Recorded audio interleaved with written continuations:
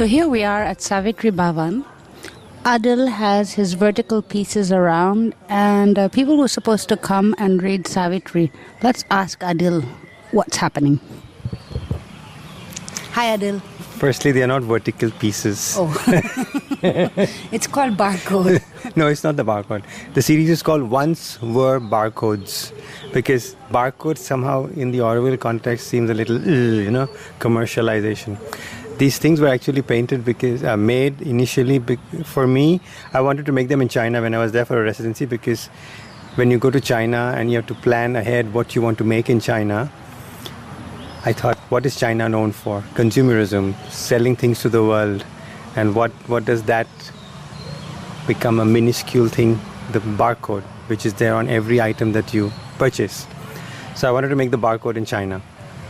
But then I don't have that kind of discipline to, make everything clean. And because in clay, I like to have the clay moving and not paka like this. So it never got made. I mean, I made some, but then it became some kind of landscape. It didn't become a barcode. So I had to make these. So you did these when you came back? When I came back, then I was commissioned to do this barcode for the Bombay airport, the big project. Unfortunately, the images I had sent looked like they were made out of clay. I had made smaller barcodes like these earlier. So they commissioned me to make them in ceramic. Or so they thought. And I thought they were wanting it like this, because this is the way I was going to make them. So finally, when the money was going to exchange hands initially as an advance, the guy said, but it'll be very heavy. How will you carry these around? I said, I can lift up these things very easily. He says, how can you lift it? You need a forklift. I said, are you talking about clay? Are you talking of what I'm going to do in canvas? He says, I only want it in clay.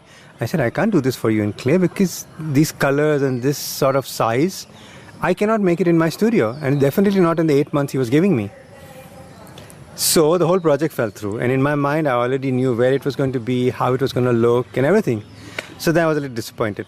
So then I had 2 weeks in between with really nothing to do, which is a rarity in my life. So my cousin from the Andamans, Umid, who's a filmmaker, wanted to come and spend some time in Oroville when it's raining there. So I said, why don't you just come and film the painting of this whole thing, because it's a big project.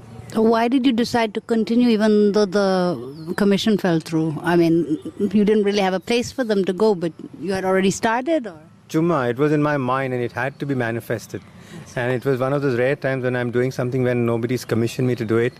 And there's a certain freedom in that, because then there's no client saying, I want this color scheme and I want this size and I want it to be like this, You're not adapting. Exactly. You're not reacting to anybody's requirements and whims and fancies. You're just doing it on your own.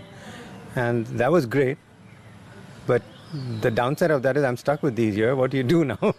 Let me try and describe these. These are vertical, rectangular boxes wrapped in canvas, painted with a variety of colors and textures. And how many of them, Adil? There's about 22 panels, which are about 2 meters high. And they are various widths to look like the barcode. And they were painted as 5-meter long canvases and cut into two as 2.5 meters and folded over to make the 2-meter panels. So we took over the Sauchu building, and I was very happy that they actually offered it, because it was perfect to paint them radially in there. And we spent 2 weeks painting them. It was great fun. Great. And I've used clay and grog and sand and all my ceramic material in the paint, because I wanted to crackle up and texturize and do things that make people think that it is clay. You see, people know me for being a clay artist, no? Right. So they just look at this and say, this is clay and it's lovely. And for me, that's great, because I know I can't make this in clay. So it's like a little secret. But I like people to come and touch. So I always, whenever I'm showing these things anywhere in the show, I always say, please touch. Most people say, please do not touch. So how long will they stay here in Savitri Bhavan? Well, they were at Unity Pavilion for 2 months.